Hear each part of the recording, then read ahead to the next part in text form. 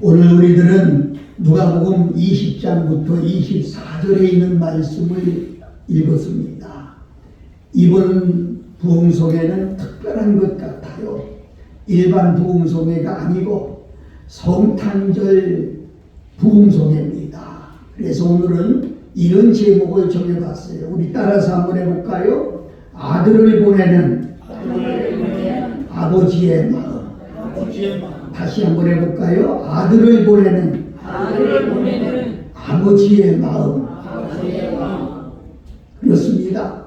여인들이, 여자분들이 많은데 여자분들이 아이 하나를 잉태해서 이렇게 세상에 처음으로 태어날 때 그 엄마의 마음은 어땠을까요?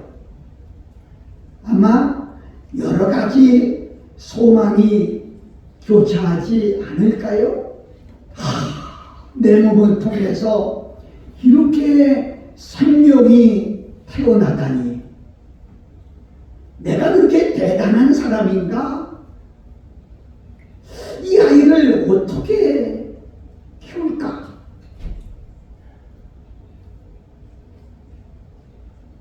무슨 사람을 만날까? 이런 어머니의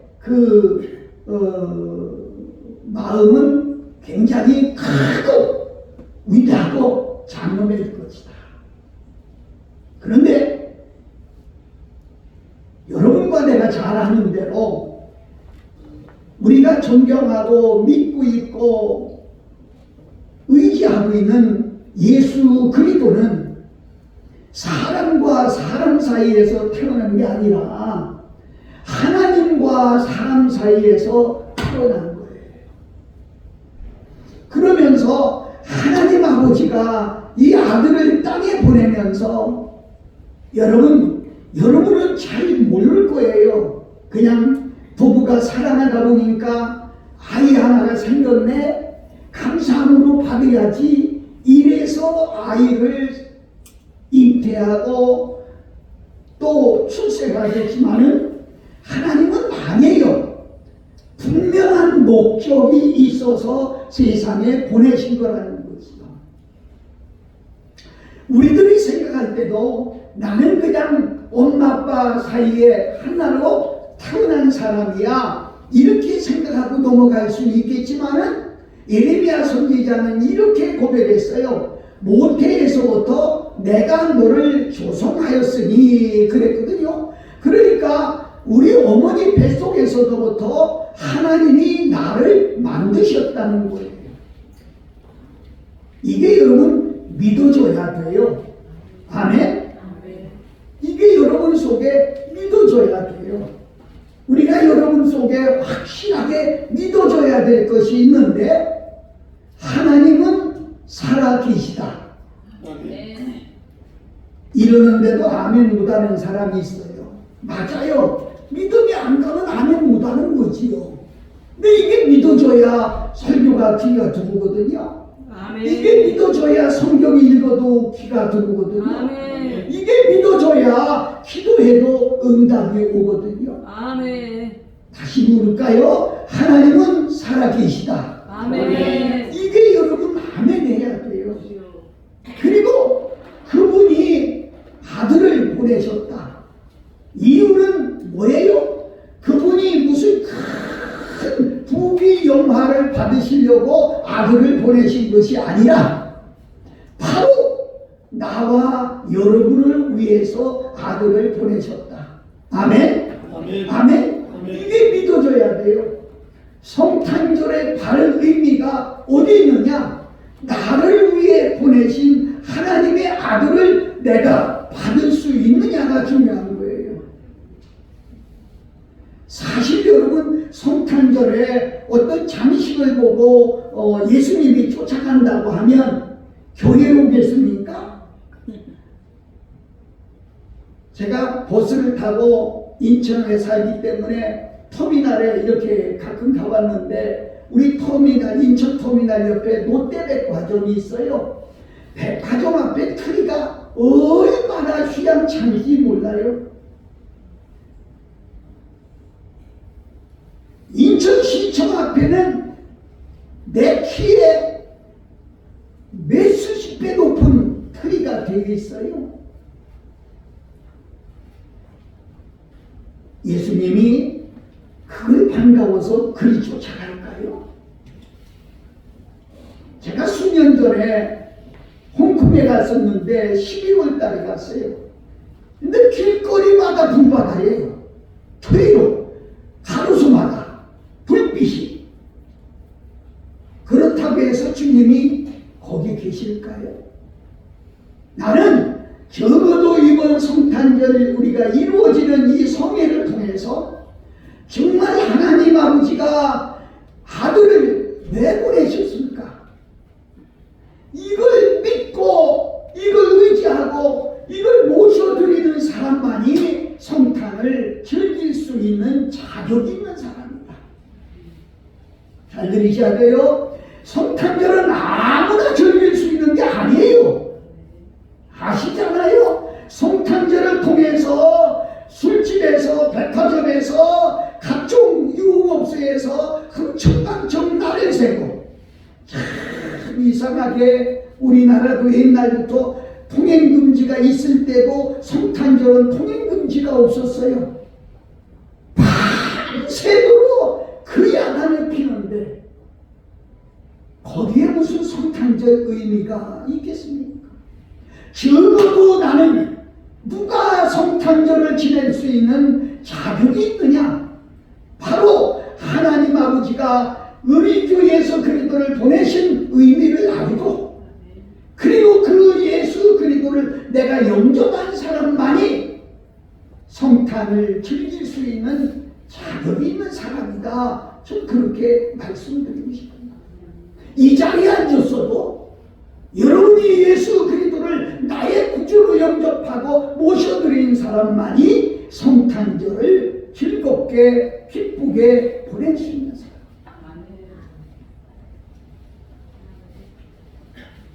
이 성탄절에 누구를 위한 잔치가 베풀어져야 될까요?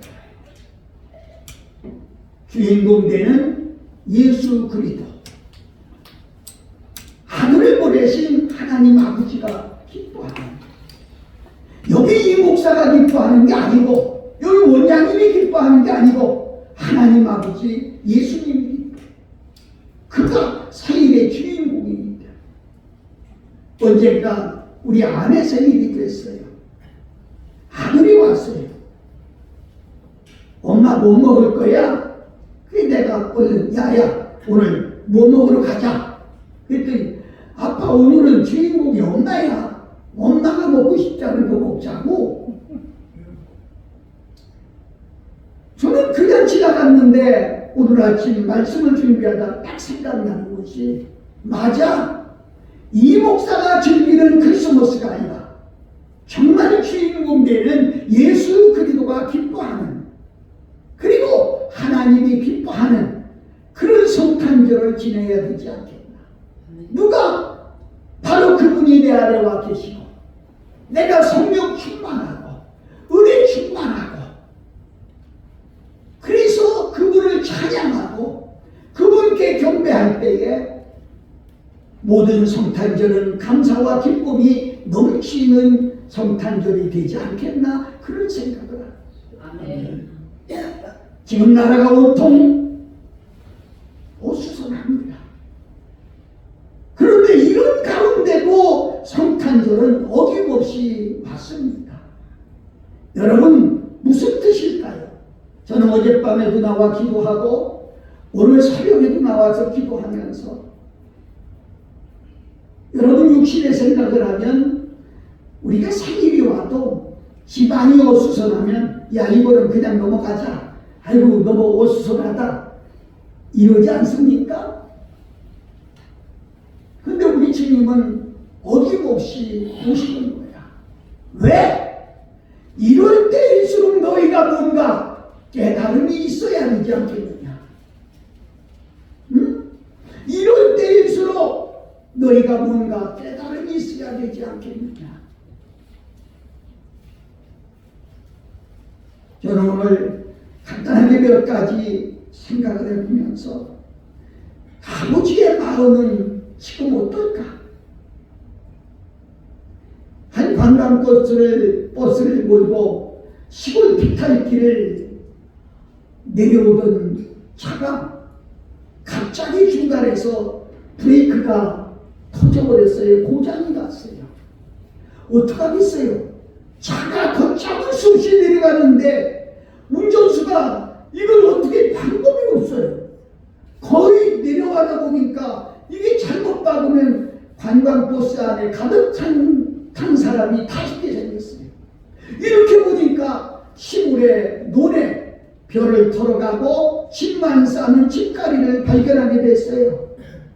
그래서 저 집가리다가 박아버리면 사람도 더 상해겠고 차도 불부서지겠구나.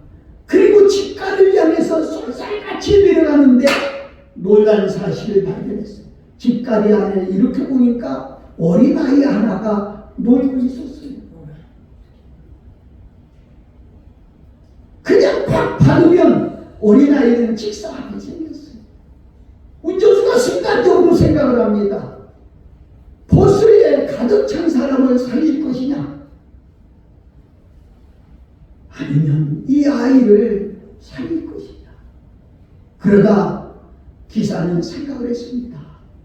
아이 하나를 죽이더라도 이 사람들은 살려야 되겠구나. 그래가지고 그냥 집가리가 팍 하고, 물론 아기는 직사를 입지요.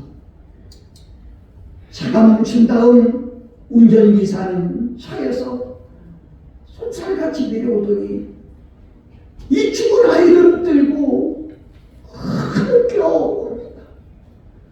인간이 감히 표현할 수 없을 정도로 흐느껴옵니다. 멈춘 버스에서 승객들이 다 내려와가지고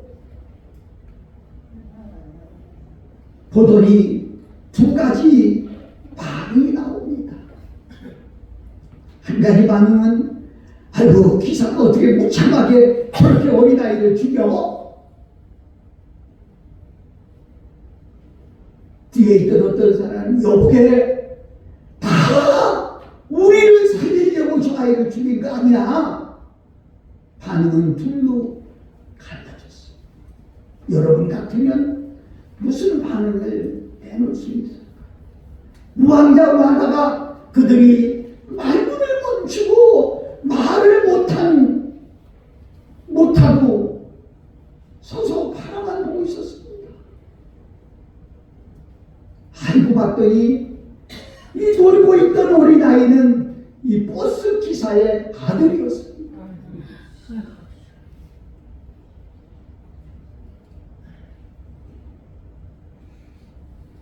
자기 아들이 귀하겠어요? 버스 안에 가득 탄 사람이 귀하겠어요?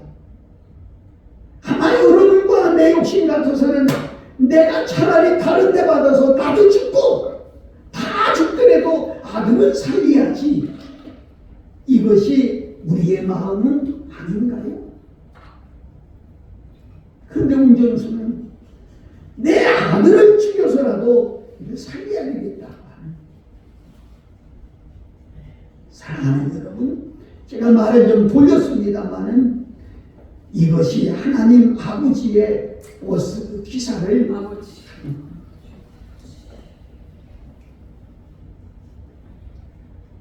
세상에 보내셔서 아들을 통해 영광을 받으시려고, 여러분들이 아들을 낳으면 그 아들을 통해서 영광을 받고 싶어서 뭔가 성령을 받고 싶어서 그들을 키우고 있지 않습니까? 그런데 하나님은 결국 그 아들을 제물로 받으시기 위함이었다. 이렇게 보고 있는 거지. 그런데도 지금 많은 사람들이 그를 영접하지 못하기 때문에 하나님의 마음은 지금도 영접하기를 바랍니다. 지금도 알지 못하는 그들이 회개하고 돌아오기를 기다리고 있다는 것입니다.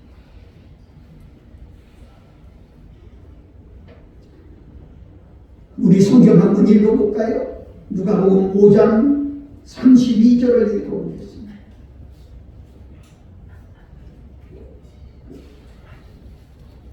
같이 읽습니다. 시작. 내가 의인을 부르러 온 것이 아니요 죄인을 불러 회개시키러 왔다. 이것이 예수 그리스도가 오신 목적입니다.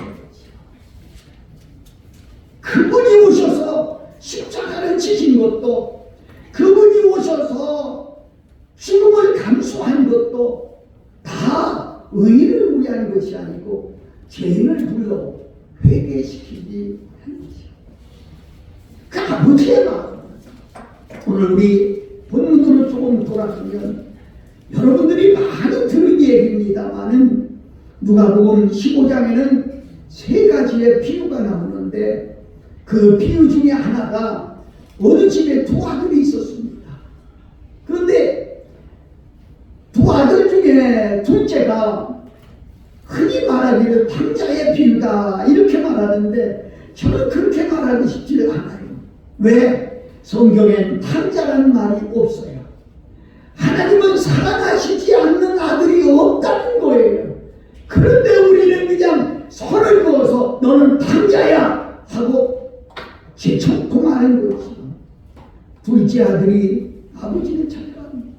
아버지, 어차피 재산은 형하고 나하고 나눠줄 거 아니겠어요? 그런데 나중에 말고요. 저 지금 주시면 제가 가지고 나가서 몇 배 더 불리든지 하여튼 제가 성공해서 돌아올 테니 지금 나에게 주세요.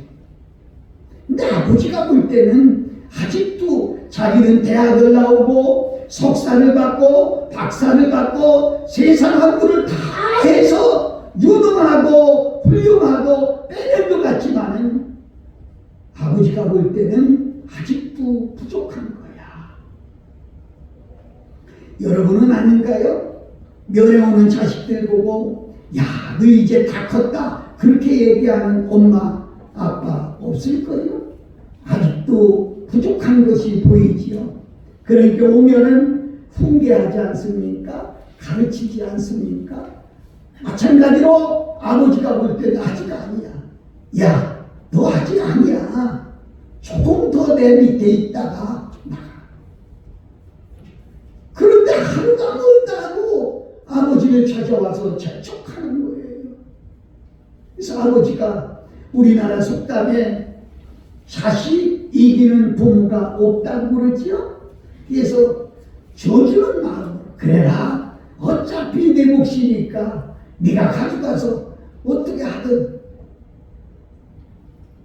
그러나 잘해서 성공해서 돌아오기를 바란다. 끼고 내줬어요. 아들은 그 몫을 집에 가져가서 어떻게 하면 내가 성공할 수 있을까? 여러분, 성공하는 사람의 마인드가 필요하거든요. 근데 이 아들은요, 자, 내가 먼저 성공하기 위해서는 좋은 친구를 만나야 되겠구나. 좋은 사람들을 만나야 되겠구나. 그래서 이 사람 저 사람 친구를 삼기 위해서 가져온 간 재산을 다 사용해서 언젠가 우리나라에 금융위기 시대라고 하는 IMF 시대가 왔을 때 저는 참 깜짝 놀랐어요. 그때 오살리 기도원에 부흥회를 갔는데 평소에는 여자분들이 많았어요. 그런데 그때는요, 군데군데 남자들이 많은 거예요. 알고 봤더니 회사에서 실직하고 집에 그냥 있다니 마누라 눈치만 보겠으니까 차라리 기도하러 간다고 기도원에 올라온 사람들입니다. 난 그들에게 이랬어요. 우리나라의 IMF는 참 잘한 것 같다. 이게 아니면은 저 남자들이 와서 저렇게 엎드려 기도할 수 있겠느냐고 이런 얘기를 한 적이 있어요. 사랑하는 여러분, 그렇습니다. 그 지역에도 이런 위기가 왔어요. 흉년이라고 하는 위기가 와서 모든 백성이 먹고 살기가 힘들고 장사하기가 힘들고 사업하기가 힘들고 그런 위기가 왔어요. 큰일 났어요. 어떻게든 성공해보겠다고 나왔는데 이런 위기를 만나니 어찌할 바가 없어요. 그래서 평소에 사귀던 친구를 찾아가서 여보게 내가 가지고 온 돈이 다 떨어졌네. 자네 뭐 밥 좀 한 그릇 사주겠나? 여보게 지금 이 시대에 밥 사달라는 사람 어딨어? 나도 지금 형편이 말이 아니야. 어디 가도 반가이 맞아주는 사람이 없습니다. 여러분들이 성인이라고 부르는 공자라고 하는 사람은 이런 얘기를 했어요. 술과 밥을 사줄 때는 친구가 1000명인데 내가 진짜 어려울 때 나를 돕겠다고 나오는 친구는 한 명도 없다. 주식 경제에 천계유대 금난공유 일개문이라 이렇게 말씀하고 있어요. 어디 가도 반갑하는 사람이 없어요. 맞이하는 사람이 없어요. 갈 데가 없어요. 먹고는 살아야 되잖아요. 사람이 산다는 것이 뭐가 있어야 됩니까? 의식주 그렇게 말하지 않아요? 입어야 살고 먹어야 살고 마셔야 산다는 거예요. 그런데 이게 없어요. 그래서 할 수 없이 농촌으로 갔더니 돼지를 키우는 농장이 있어요. 이런 농장은 아마 사람이 필요할 수도 있을 거야. 가서 사람 필요하지 않습니까? 사람은 필요한데 일꾼을 거둘 만한 능력이 안 돼서 사람을 쓸 수가 없습니다. 아이고 난 월급 달라고도 안 할 테니까 먹여만 줘도 감사하니까 먹여만 달라. 글쎄 말입니다. 먹여줄 만한 양식도 없습니다. 잠자라고 내릴 방도 없습니다. 이렇게 쳐다보니까 돼지우리간 한쪽에는 마른 여물이 있는 곳이 있어요. 나 저 방고추더라도 저 마른 여물 저기서라도 좀 자게 해주고 내가 열심히 일하겠다고. 그랬더니 주인이 하는 말이 그럼 거기서 자고 먹는 것도 돼지 밥 주다가 먹을 만한 거 있으면 성경엔 지옥열매라는 말을 옛날엔 썼는데 먹을 만한 거 있으면 먹으라고. 그래가지고 사랑하는 여러분 이게 누굽니까? 누구예요? 어느 지역의 갑부의 아들이란 말이에요. 갑부의 아들이란 말이에요. 갑부의 아들이라 칭하는 사람. 아버지 재산이 다 내 재산 될 거고 그 집에는 내가 있다고 하면 밑에 종들이 수십 명씩 있는 사람이고 이런 사람이 다 뿌리치고 나가서 지금 이런 신세까지 들었다는 거지. 사랑하고 존경하는 여러분, 오늘 우리는 하나님의 자녀입니다. 만악의 왕이신 하나님, 금도 내 것이요 은도 내 것이요 세상 모든 것을 만드시고 관리하시는 분의 아들입니다. 그런데 그 아들이 그 아버지의 모든 사랑을 뿌리치고 지금 나가서 사는 모습이 어떤가요? 여기 둘째 아들의 모습과 흡사하지 않는가요? 우리 찬송 하나 하고 조금 더 할까요? 317장.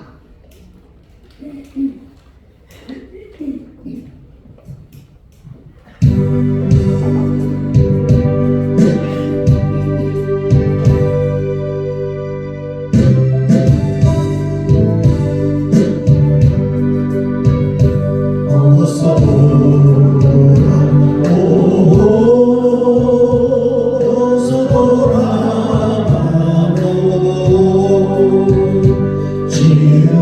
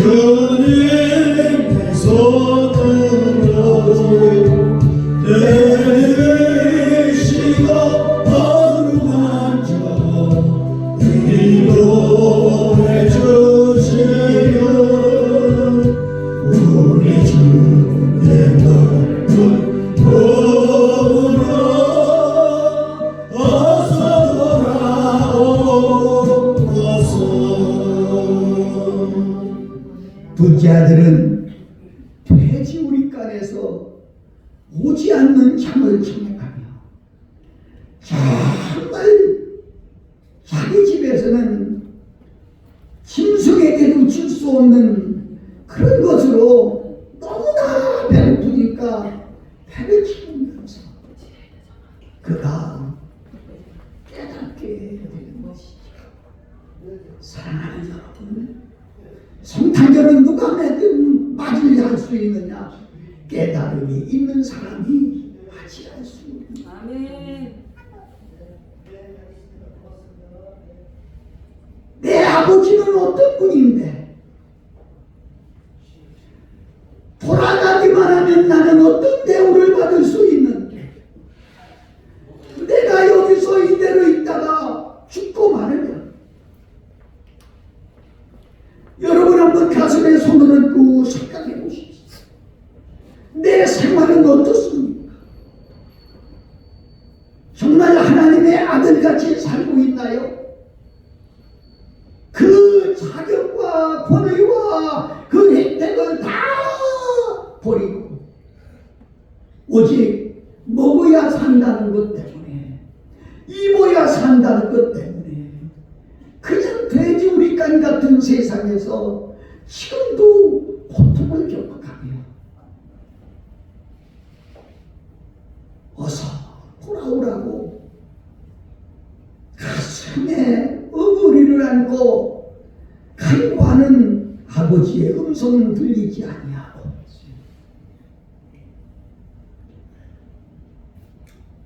어떻게 살고 있나요? 오늘 여러분과 내가 그 자리에 앉아서 주여 맞습니다, 내가 죄인입니다, 내가 아버지의 분깃을 가지고 내 맘대로 썼습니다, 내가 죄를 지었습니다, 내가 잘못했습니다.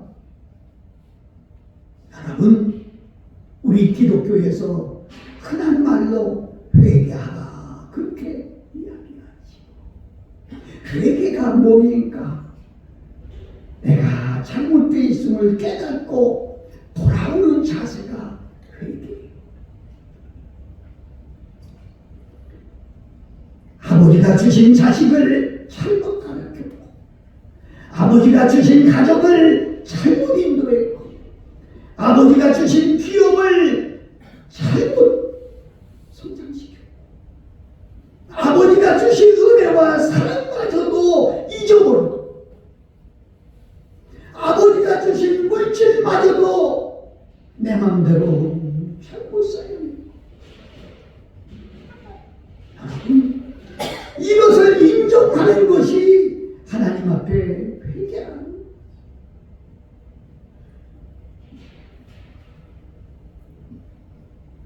찬송가는 이런 노래가 있습니다. 아무나 와도 좋소. 아무나 와도 좋소.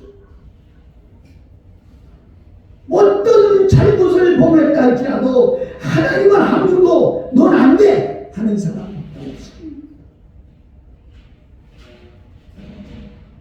어떤 죄를 지어서도 너는 안 돼 없습니다. 사형수도 좋아요. 주한말 같지만 계집질한 사람도 좋아요. 남북남여인도 좋아요. 어떤 사람도 주님 앞에 돌아와서 돌아오기만. 주님은 오늘 이 둘째 아들의 아버지는 하나님을 묘사한 말씀입니다. 거리가 먼데도 쫓아갑니다. 내가 하나님을 향해 달려가는 걸음보다 하나님이 나를 향해 쫓아오는 걸음은 달려오는 거예요. 달려오는 거예요. 아버지 내가 잘못했어요 말 한마디만 하려고 하는데 아버지는 내 입을 틀어막아. 이러나 무슨 말이냐, 아무 말 하지 마라. 내가 돌아온 것만 해도. 사랑하는 여러분, 그 아버지를 인정만 해줘도, 돌아가서 인정만 해줘도 그 아버지는 우리의 허물을 생각하지 않습니다. 이번 성탄절 정말 예수님을 영접하시길 바랍니다. 정말 예수님 생신을 축하하고 싶습니다. 그렇다면 여러분과 내가 먼저 하나님의 아들이라 일컬음을 받아야 합니다. 나가서 무슨 짓을 했더라도 오늘 이 순간 오래 걸리지 않습니다. 예수님이 십자가에 달렸을 때 그 옆에 강도들이 달려있었어요. 그 강도들은요, 십자가의 처형을 받아야 마땅한 사람들이었어요. 한 사람이 그럽니다. 네가 구세주냐? 그러거든 너도 뛰어내리고 우리도 좀 구원해주라. 한 사람입니까? 여복에 무슨 말인가? 자네와 나는 십자가를 질 수밖에 없는 사람들이야. 옆에 있는 이분은 죄가 없으신 분이야. 그러면서 십자가에서 고난당하는 주님을 바라보면서 당신 나라에 임할 때에 나를 좀 사랑하는 여러분, 얼마나 신기해요. 얼마나 신기해요. 그 말 한마디가 천국과 지옥을 가져왔다니까요. 아시겠습니까? 그 말 한마디가 멸망이냐 구원이냐를 가려놨다. 오늘 이 한 시간 목사의 말을 듣고 맞아요. 제가 하나님의 아들 되기를 바랍니다. 저의 잘못을 용서해 주세요. 소리 지르기 안 해도 괜찮아. 여러분 마음속에 간절한 마음만 가져도 우리 하나님은 그 마음을 보시고 돌아보시고 옆에 있는 천사들을 명합니다. 얘들아 뭐하고 있어? 빨리 데려다가 목욕시키고 빨리 데려다가 제일 좋은 옷을, 옷도 일반 옷이 아니래요. 제일 좋은 옷을 입히고 그리고 살찐 짐승을 잡아서 잔치를 베고 그리고 오늘만 우리가 먹고 마시고 즐거워하자. 할렐루야. 아멘. 할렐루야. 아멘. 사랑하는 그러면서 말씀합니다. 네 아들 죽었다가 살아난 사람. 로마인서의 바울은 그랬죠. 죄로 말미암아 죽은 영혼이 살아있고 육신은 말할 수 있고 숨 쉴 수 있다고 살아있는 게 아니라 죄와 허물로 인해서 우리의 영혼이 죽어 있었는데 돌아오기만 하면 다 용서해 주시고 살려주신다. 이것이 우리에게 얼마나 소중한 말씀입니다. 아멘, 아멘, 아멘. 사랑하는 아멘. 오늘 이 말씀을 생각합니다. 내가 돌아오기만 하면 살려주시는 하나님. 아멘. 오늘 우리가 좀 그렇게 말합시다. 목사가 돼도 이 아버지의 마음을 좀 알았으면 좋겠다. 아멘. 권사님이 돼도 집사님이 돼도 아버지의 마음을 알았으면 좋겠다. 설교를 해도 장사를 해도 사업을 해도 뭘 해도 이 아버지의 마음을 알았으면 좋겠다.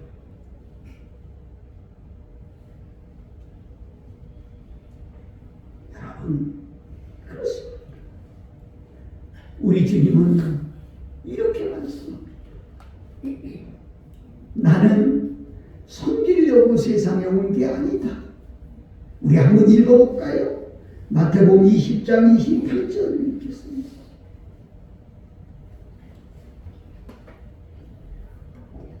시작. 인자가 오고 섬김을 받으려 하면 도리어 섬기려 하고 자기 목숨을 많은 사람의 대속물로 주었다.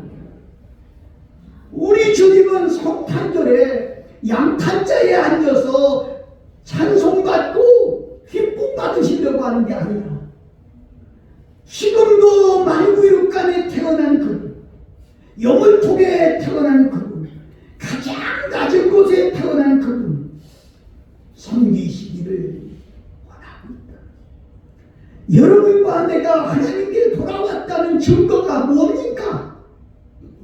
저는 목사예요. 부흥사예요. 교회 각 곳에 가보면 앉아서 대접받으려고 하는 사람은 많은데 섬기려고 하는 사람을 찾아보기가 어렵다는 거죠. 여러분은 누굽니까? 나는 이 성탄절에 마땅히 찬양하고 축하하고 경배해야 될 사람은 섬기려고 하는 자세를 가진 사람 아닌가. 제가 목회를 50여 년 이렇게 하며 보니까 복을 받는 사람은 복 받은 짓을 하더라고요. 성경 요거 하나 읽고 끝내려고 합니다. 갈라디아서 4장 15절입니다. 갈라디아서 4장 15절입니다.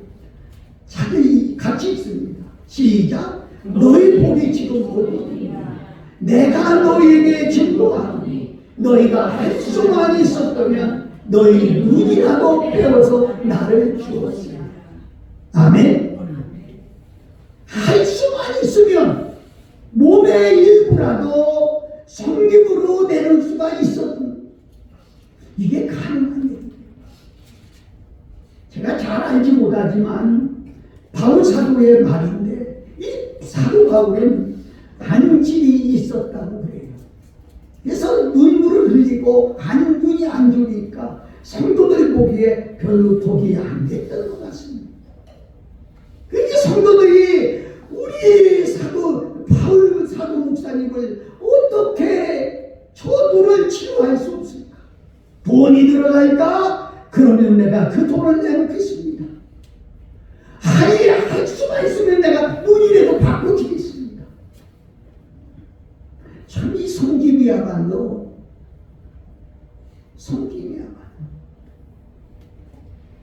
그러면서 바울은 이렇게 고백합니다. 마지막으로 한 절만 더 읽어요. 로마서 16장 4절입니다. 로마서 16장 4절입니다.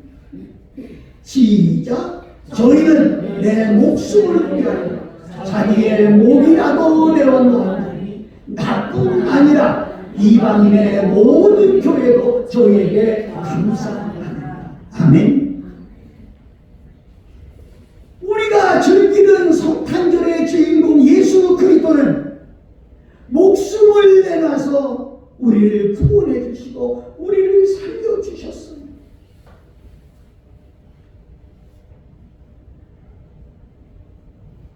상상할 수 없는 고난과 상상할 수 없는 비판과 상상할 수 없는 환난을 다 당하시고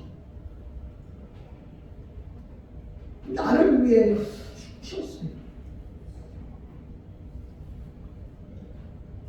바울은 당신을 부르신 주 예수 그리스도를 위하여 40여 ham한 매를 맞으며 어떻게 다 설명하겠어요? 그 고난을 자기 찬 감옥 속에서 견뎌가면서 내 몸에서 그리스도만 흉기케 되기를 원한다고 고백하는 바울 사도. 이런 믿음을 보는 성도들이 바울 사도 대신 내가 죽을 수 있으면 내 목숨이라도 내가 내놓겠습니다. 이런 섬김을 가진 성도들이야말로 진정한 크리스마스의 축하객이 될 수 있지 않겠는가? 저는 그렇게 봅니다. 여러분은 어떻습니까? 이 얘기를 또 할지 모르겠습니다만은 성탄절 새벽에 저 동방에서 찾아온 박사들은 멀리서 찾아와서 자기 몸을 굽혀 먼저 경배하고 그리고 황금과 유향과 모략이라고 하는 예물을 드렸다고 말씀하고 있죠. 사랑하고 존경하는 여러분, 우리는 내일 그 성탄절을 맞이합니다. 우리는 저들이 드리는 황금과 유향과 모략이 우리에게는 어떤 예물인가요? 그까짓 그 돈 몇만 원 봉투다 넣어서 찔끔 올리는 거, 이것이 황금과 모략이, 유향과 모략일까요? 나는 우리가 하나님께 돌아온 진정한 자세를 가지고 하나님 앞에 나와서 찬양하고 감사 기도드리고, 그리고 정말 내가 가지고 있는 황금과 같은 예물, 유향과 같은 예물, 모략과 같은 예물을 아낌없이 나를 위해 몸을 주신 그분에게 내가 생명이라도 드려야 마땅하지만 그렇지 못하고 내 정성을 드립니다 하고 드릴 수 있는 이런 사람이 성탄 축하객이 될 수 있지 않는가 생각해봅니다. 마지막으로 사랑하는 여러분, 오늘 잘 오셨습니다. 여러분과 내가 예수 그리스도를 땅에 보낸 아버지의 마음을 가슴에 가지고 주님 오시는 그날까지, 내가 주님께 가는 그 시간까지 예수 그리스도가 내 가슴에 계시고 하나님의 마음을 내 가슴에 안고 자나 깨나 추우나 더우나 틈날 때나 바쁠 때나 힘든 때나 쉬울 때나 괴로울 때나 기쁠 때나 변함없는 그 믿음으로 하나님을 잘 섬기다. 이 자리에 계신 여러분, 오늘이 내일이 마지막 성탄일 수도 있습니다. 이번 성탄이 내 생애의 마지막 성탄일 수도 있습니다. 내 마지막 성탄을 어떻게 하나님께 드려야 될까요? 기도하면서 정말 하나님께 영광되는 그런 삶이 이루어지기를 예수 그리스도의 이름으로 축원합니다. 아멘.